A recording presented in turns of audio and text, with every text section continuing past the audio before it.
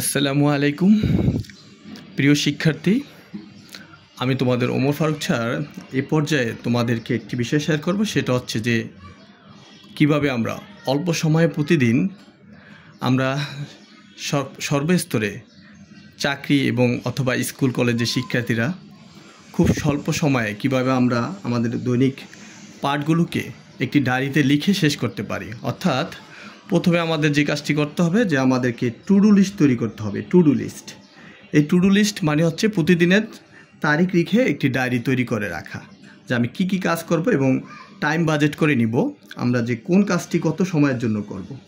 যেমন দেখো, আমি প্রথমে এখানে আজকের 1 নম্বরে রেখেছি কমেডিস, অর্থাৎ শেক্সপিয়ারের, অর্থাৎ হচ্ছে এটা ইংলিশ লিটারেচারের এই বই থেকে একটি বিষয়টা না রেখে আমি এখানে একটি টপিকের নাম রেখেছি যে আমি কোন বিষয়টা পড়ব, একেবারে নির্দিষ্ট করে উপরে লিখেছি কমেডিস অ্যাজ ইউ লাইক ইট, এটা 10 মিনিটের জন্য আমি পড়ব। তারপর 2 নম্বরে দেখো, পাঠ্যপুস্তকের পাশাপাশি তোমাকে অন্যান্য সিলেবাসের বাইরের বই পড়তে হবে।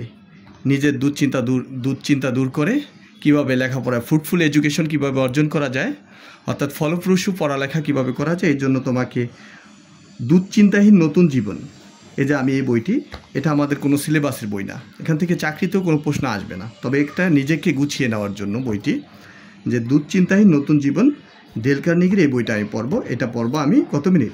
10 মিনিট। তোমরা এভাবে লিখে তারপর কাজগুলো করতে পারো। আর অথবা আমাদের কাজগুলো পড়ে থাকে, পর্ব বলে সকালে বিকালে কালকে শুরু করব, এভাবে আমাদের কাজগুলো জমে থাকে। নাম্বার 3তে দেখো আমি লিখেছি আমাদের সাইপুস স্যারের সাইপুস ইংলিশ ওয়ার্ড, অর্থাৎ আমরা ইংরেজি স্পিকিং এবং ইংলিশ দক্ষতা অর্জনের জন্য ইংরেজি আমাদের যে টেক্সট থাকে সেই টেক্সট থেকে আমাদের অ্যান্সার করার জন্য, বোঝার জন্য আমাদের ওয়ার্ড মিনিং গুরুত্বপূর্ণ। তো আমাদের প্রতিদিন অবশ্যই ওয়ার্ড মিনিং পড়তে হবে। তাই এই যে ওয়ার্ড মিনিং আমি লিখেছি, যেমন আমি আজকে সাইপুস স্যারের ইংলিশ ওয়ার্ড মিনিং বই থেকে ওয়ার্ড মিনিং পড়বে, ইংলিশ ওয়ার্ড 15 মিনিটের জন্য, এটা আমি বাজেট করে নিয়েছি।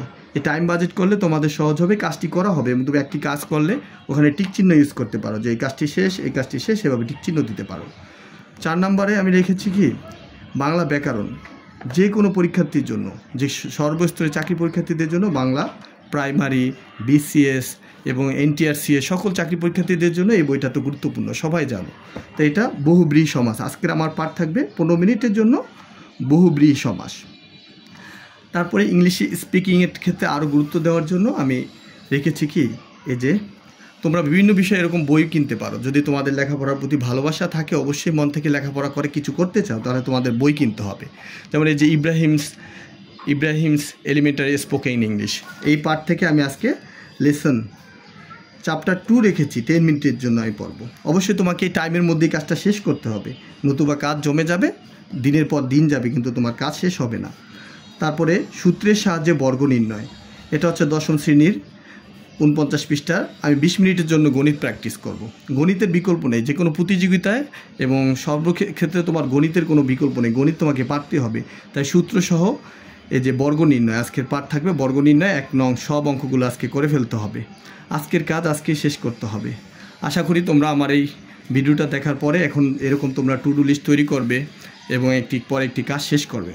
তারপরে এই যে হাতের লেখা, এটা আমরা সবাই জানি যে হাতের লেখা সুন্দর হলে পরীক্ষায় অধিক নাম্বার পাওয়া যায়। এই হাতের লেখার উপরেই ডিপেন্ড করে তোমাদের যে পরীক্ষার খাতা উত্তরপত্র যিনি দেখেন রিটেন এক্সামে, তোমার প্রতি তার একটা সাইকোলজি তৈরি হয়, মানে একটা পজিটিভ ধারণা তৈরি হয় তোমার হাতের লেখা দেখে, যে এটা গুড স্টুডেন্ট, তার খাতাটা অন্যভাবে মূল্যায়ন করা হয়। তাই হাতের লেখাতে তোমরা গুরুত্ব দিবে। অবশ্যই সুন্দর হাতের লেখার জন্য তোমাকে প্র্যাকটিস করতে হবে, প্রতিদিন লিখতে হবে। আর আমাদের স্টাডি মানে হচ্ছেই পড়ালেখা, শুধু পড়লেই হবে না, সাথে সাথে এই পড়াটি লিখতে হবে, লিখলে পড়াটি মনেও থাকে।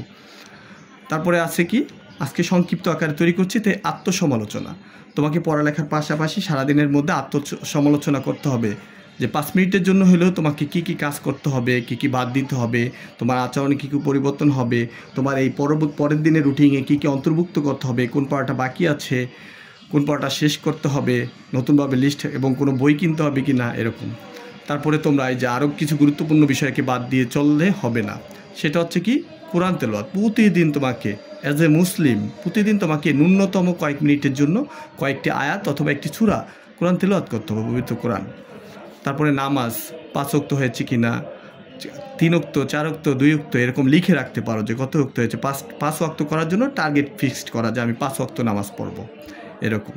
তারপর শরীর চর্চা, এগুলো ইম্পর্টেন্ট। তোমরা যে সারাদিন কিভাবে কখন এই কাজগুলো রেখে কিভাবে সারাদিন মোবাইল ইউজ করার সময় পাও, গেমস খেলার সময় পাও, এগুলো পাবে অবশ্য। এই যে আমি রেখেছি তোমাদের মোবাইলটাকে বাদ দিই নেই, এই যে মোবাইল, এটা আমি না বললেও তোমরা, আমি জানি এটা করবে ঘন্টার পর ঘন্টা। এই কাজ কোনোটা না করলেও তোমরা কিন্তু ঘন্টার পর ঘন্টা মোবাইল ইউজ করবে, কেউ তোমাদের বাধা দেয় না। তো এখন অভিভাবক, বড় ভাই, বন্ধু সবাই তো ব্যবহার করে, তাই তোমরাও সমান তালে পড়ালেখা বাদ দিয়ে, ব্যায়াম করা বাদ দিয়ে, 5 মিনিটের জন্য তোমার ব্যায়াম করার সময় হয় না, একটু হাঁটাহাঁটি করা, ওয়াকিং করা, সুইমিং করা, গেমস। এখন তো আউটডোর গেমস নাই, মাঠের খেলাধুলা নাই বললেই চলে। এখন তোমরা কি করবা, মোবাইলে গেমস খেলো, এতে চোখের যে কত ক্ষতি হচ্ছে, মানসিকতার যে তোমাদের কত বিপর্যয় হচ্ছে সেটা বুঝতে পারবে না, ভবিষ্যতে বুঝবে। তাই আমি আশা করি তোমরা এই ভিডিওটা দেখে এইভাবে নোট করে টু ডু লিস্ট তৈরি করে কাজ করবে। তারপরে যে খাবার খাওয়ার সময় হয় না তোমাদের, টাইমলি খাবে, সকালেরটা আর্লি খাবে, অর্থাৎ মর্নিং 7টা 8টার মধ্যে খেয়ে ফেলবে, দুপুরে খাবার 2টা থেকে 3টার মধ্যে খেয়ে ফেলবে, রাতেরটা আবার তাড়াতাড়ি খেয়ে ঘুমিয়ে পড়বে, এগুলো তোমরা করবে। তারপরে যে আরেকটা বিষয় গুরুত্ব দিতে হবে, আমরা সবাই জানি যে পরিষ্কার পরিচ্ছন্নতা, তোমার পোশাক, জামা কাপড়, শরীর, চুল, দাঁত, এগুলোতে পরিষ্কার পরিচ্ছন্নতা রাখবে, বিছানা, এগুলোর দিকে মনোযোগী হতে হবে তোমাকে। কে করে দিবে তোমাকে এগুলো? তুমি তো এখন দুনিয়াতে আছো, জান্নাতে না যে সব কিছু অটো হয়ে যাবে। এখানে তোমাকে নিজেকেই করতে হবে, সবাইকে এগুলোর প্রতি গুরুত্ব দিতে হবে। তারপর শুধু আবার কাজ করলে হবে না, শুধু পড়লে হবে না, তোমার পড়া তো ব্রেনে সেভ করতে হবে। সেই জন্য তোমাকে একটু বিশ্রাম নিতে হবে, বিশ্রাম, খেলাধুলা করে, কাজ করে, সারাদিন কাজ করে তোমাকে বিশ্রামের সময় বের করতে হবে। এই বিষয়গুলোকে এইভাবে তুমি গ্রহণ করলে, একজন আদর্শ ছাত্র হিসেবে তুমি এইভাবে কাজ করলে অবশ্য ভালো একটি ফলাফল অর্জন করতে পারবে। আর একটা বিষয় হচ্ছে, সেটা তোমাকে এই সবগুলোকে কী করতে হবে, কন্টিনিউ করতে হবে। CONTINU, কন্টিনিউ, অর্থাৎ এরকম একদিন করলে হবে না, লেগে থাকতে হবে টানা 6 মাস। আরেকটি বিষয় হচ্ছে, বর্তমানে আমাদের এই যে ICT জ্ঞান, মানে কম্পিউটারের পরীক্ষায় শুধু তুমি ICT পরীক্ষা লিখলেই কিন্তু ICTতে একটা কম্পিউটার চালাতে পারবে না।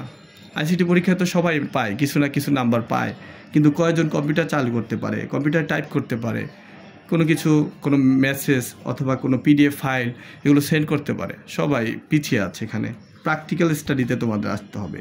প্রতিদিন তুমি টাইপিং স্টাডি করতে পারো, টাইপ করা শিখতে পারো, এরকম তোমাকে নিজেকেই এগিয়ে আসতে হবে। আশা করি আমার ভিডিওটা দেখে তোমাদের উপকারে আসবে। তোমরা এরকম টু ডু লিস্ট তৈরি করবে এবং পড়বে এবং উপকৃত হবে। আমার জন্য দোয়া করবে। আল্লাহ হাফেজ।